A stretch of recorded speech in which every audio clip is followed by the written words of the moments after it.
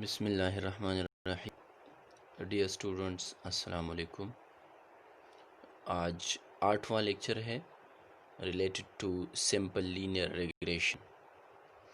तो simple linear regression हमने define किया था प्रीवियस लेक्चर में। आज हम न्यूमेरिकल एग्जांपल सॉल्व करते हैं सिंपल लीनियर रिग्रेशन से रिलेटेड। तो एग्जांपल है हमारे पास, compute the least square regression equation of y on x for the following data। और दूसरा क्वेश्चन है इसी एग्जांपल में, what is regression coefficient and what does it mean। पहले तो कहते हैं कि एक रिग्रेशन इक्वेशन को एस्टिमेट करें और y on x, यानी ये दो वेरिएबल्स हमें गिवन है x और y, ठीक है। और ये कहते हैं कि y on x, यानी इसमें y डिपेंडेंट है और x इंडिपेंडेंट वेरिएबल है। यानी अगर हम इक्वेशन एस्टिमेट करेंगे तो ऐसा y on x, y is equals to alpha plus beta x plus et cetera, ये इक्वेशन एस्टिमेट करना है। y on x यानी y डिपेंड करता है x पर, ठीक है। What is regression coefficient and what does it mean। ये जो है ये बीटा, इसको हम स्लोप कोफिशिएंट या रिग्रेशन कोफिशिएंट दोनों नाम हम कह सकते हैं। तो ये कहते हैं कि व्हाट इज़ रिग्रेशन कोफिशिएंट, यानी वो रिग्रेशन कोफिशिएंट की वैल्यू क्या होगी और इसका मतलब क्या होगा, यानी इसको इंटरप्रेट भी करें, ठीक है। तो हम क्या करेंगे, we have to estimate the regression equation of y on x।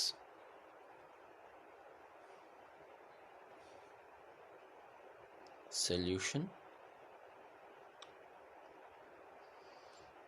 the estimated regression equation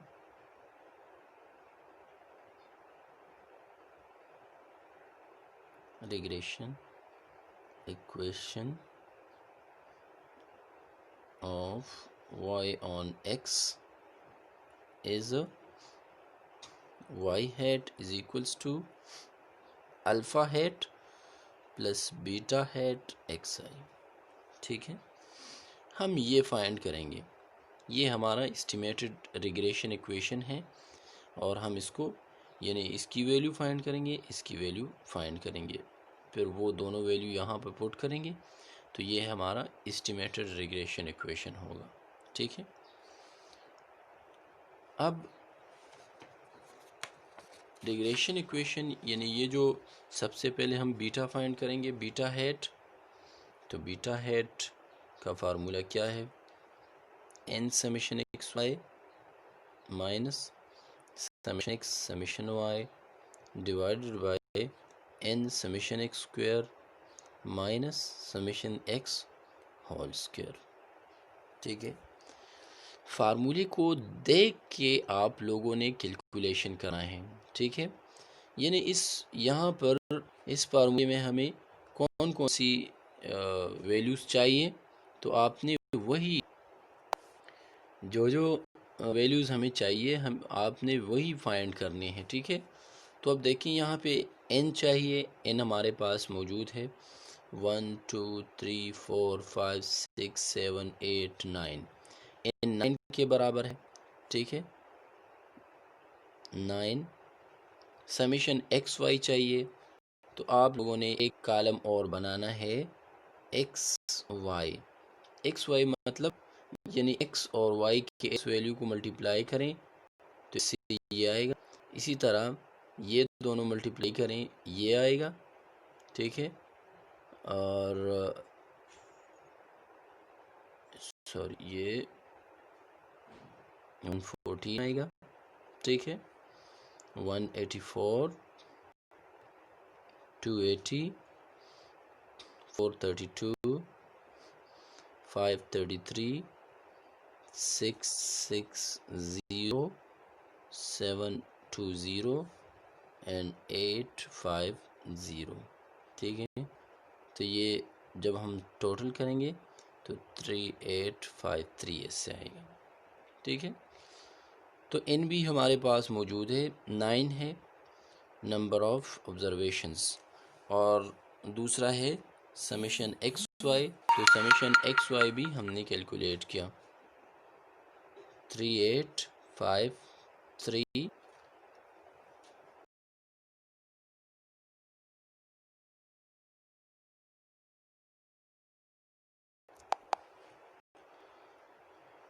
minus summation x. तो समेशन एक्स ये कॉलम क्या है एक्स, और जब हम इन तमाम वैल्यूज़ को सम करते हैं तो ये समेशन एक्स के बराबर होता है। ठीक है, this will be equals to summation x. तो समेशन एक्स 102 के बराबर है। और समेशन वाई जब हम वाई कॉलम के तमाम ऑब्जर्वेशंस को सम करते हैं तो ये समेशन वाई के बराबर आता है, and which is equals to 302 divided by n 9 है। ठीक है, और समेशन एक्स स्क्वायर यानी एक्स स्क्वायर एक और कॉलम बनाना होगा। ठीक है, एक्स स्क्वायर, अब इसका स्क्वायर ले लें 25, इसका स्क्वायर ले लें 36, 64, 100, 144, 169, 225, 256 एंड 289, और इसको सम अप करें तो इससे आएगा 1308। ठीक है, तो समेशन एक्स स्क्वायर हमारे पास आ गया 1308 minus summation x whole square. ये देखें समेशन एक्स होल स्क्वायर। तो अब ये जो है ना, ये समेशन एक्स स्क्वायर है। ठीक है, और हमें चाहिए समेशन एक्स होल स्क्वायर, यानी ये वैल्यू आप उठाएं 102 और इसका होल स्क्वायर ले लें।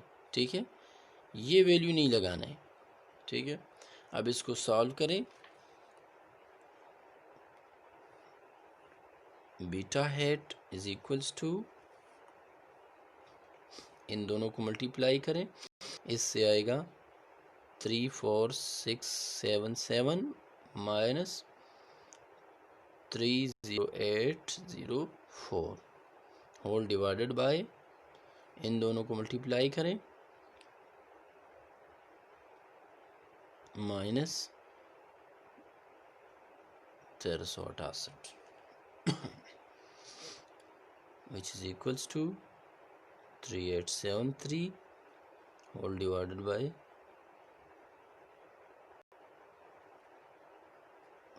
सॉरी इससे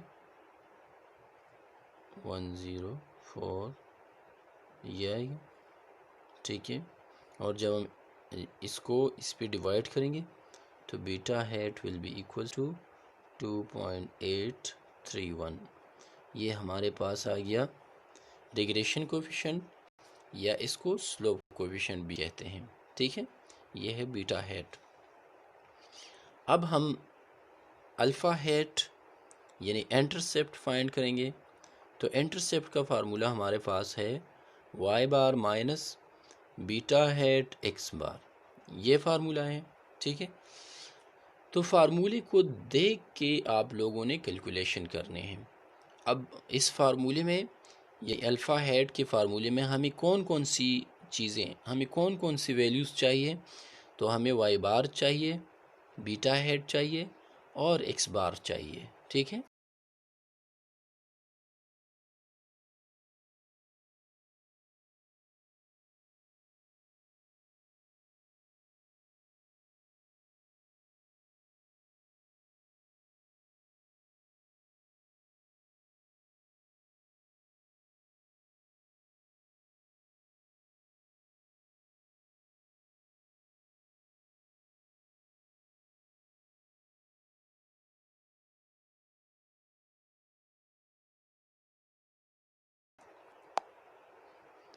अब इसको मैं इक्वेशन ए का नाम देता हूँ। ठीक है, इक्वेशन ए। सबसे पहले मैं वाई बार फाइंड करना चाहता हूँ।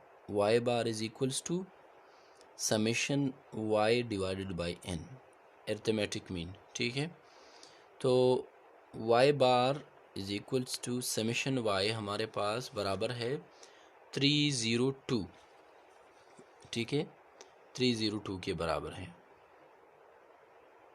तो 302 डिवाइडेड बाय 9, ठीक है, तो इससे आएगा 33.56, ठीक है। 302 divided by 9 which is equals to 33.56, और x bar is equals to summation xi divided by n। summation x बराबर है 102 के divided by 9, 102 divided by 9 is equals to 11.33। तो ये x बार आ गया, ये y बार, और बीटा हेट जो है वो हमारे पास ऑलरेडी अवेलेबल है 2.831। तो putting all these information, these values in equation A, we get alpha hat is equals to y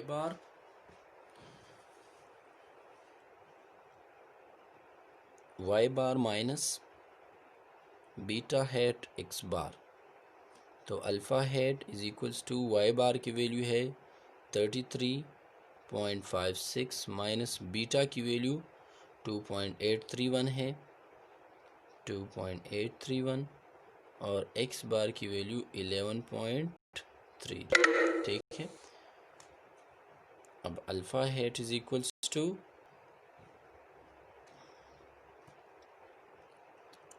2.831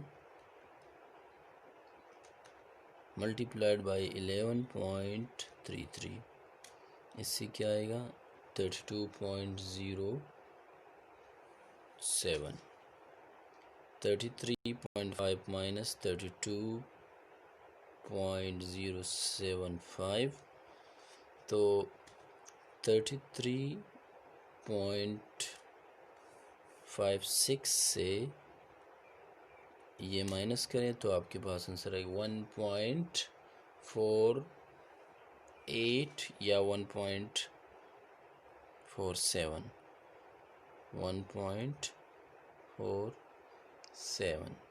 तो ये है हमारे पास अल्फ़ा हैट, ठीक है। तो हमारा एस्टिमेटेड इक्वेशन क्या था, y hat is equals to alpha hat plus beta hat xi। अब यहाँ पर अल्फ़ा हैट और बीटा हैट की वैल्यूज़ पुट करें तो y hat is equals to 1.47 plus beta की value 2.831 xi। So this is the required estimated equation of y on x, estimated equation of y on x। एक part तो हमने solve किया, ठीक है।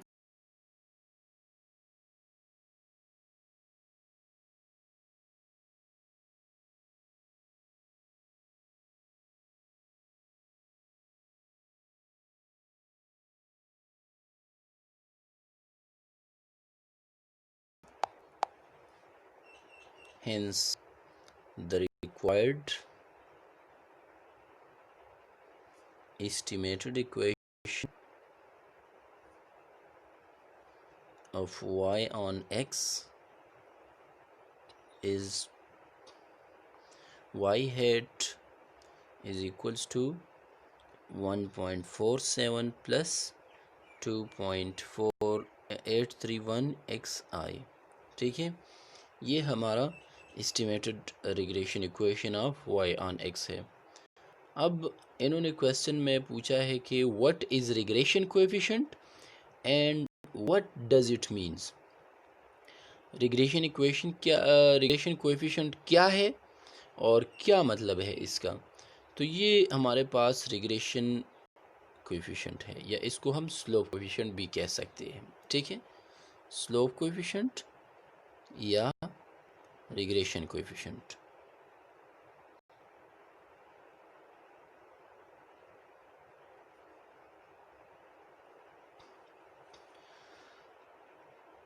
अब इसका मतलब क्या है, इंटरप्रिटेशन क्या है?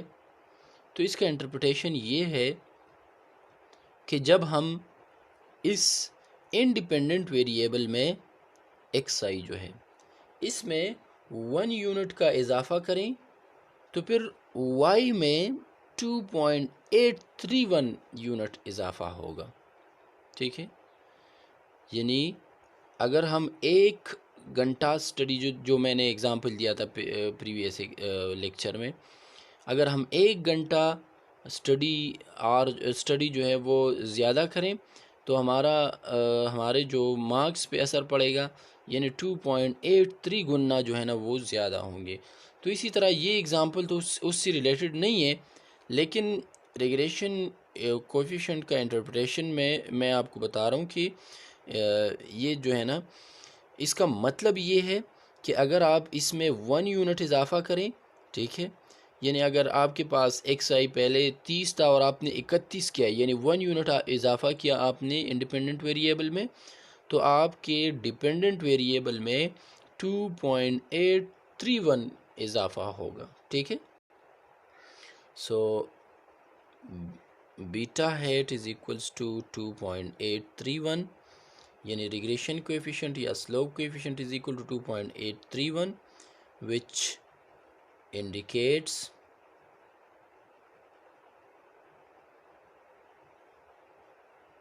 that the value of y increases by 2.831 units for a unit change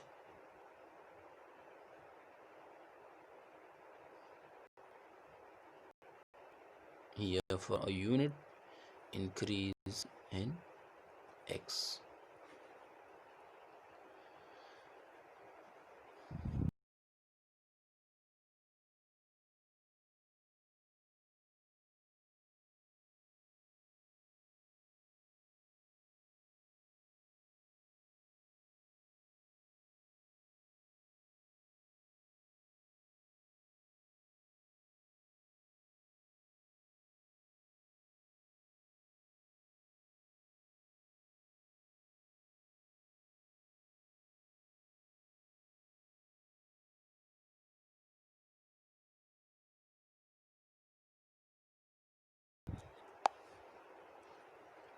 Another example है, और ये एग्ज़ाम्पल आप लोग ख़ुद ट्राई करें, अगर कोई प्रॉब्लम हो तो फिर आप मुझे बता दीजिए।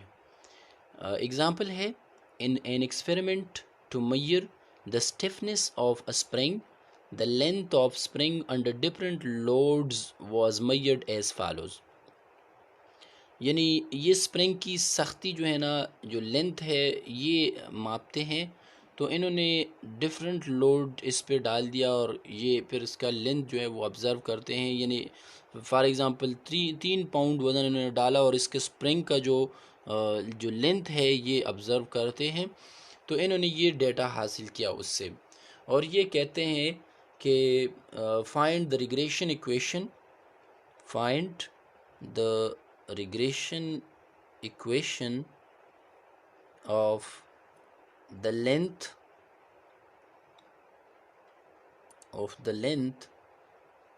given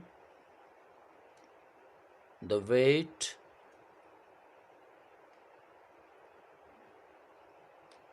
on the spring, given the weight on the spring। यानी simply y hat is equals to alpha hat plus beta hat x i, ये फाइंड करें। ठीक है, in an experiment to measure the stiffness of a spring, the length of spring on the different loads was measured. ये load डाला गया है, 3 pound वज़न इन्होंने डाला है, तो स्प्रिंग का जो लेंथ है वो 10 इंच तक वो बढ़ गया है। जब इन्होंने वज़न 5 पाउंड किया तो ये 12 इंच तक चला गया। ठीक है, ये इंचेस है, लेंथ इन इंचेस, और ये पाउंड्स।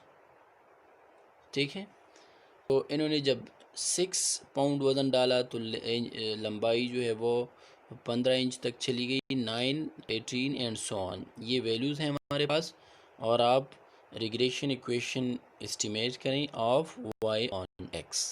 ठीक है, ये ख़ुद ट्राई करें। Thank you.